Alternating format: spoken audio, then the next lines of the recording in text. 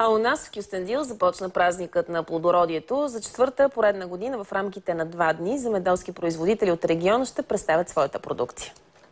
Ако се питате къде се раждат най-големите плодове и зеленчуци, отговора днес дадоха земеделците от Кюстендилско. Това е голям картоф, който е роден в село Скриня, но нашата земя ражда. Тиквата тежи 37 кг и 800 грама, ако мога да бъда точна. Произведена е в двор, не е на полето. На празника на плодородието открихме и най-вкусния боб в България. Сам се вари, да. За зеление и е много хубав. Широк, с 9 зърна е. Местните земеделци се похвалиха и с най-добрата плодова ракия. Много е пивка, с доста висок градус и най-вече е чиста, домашна ракия. Идеална ракия е! За новините на Нова от Кюстендил, Екатерина Николова.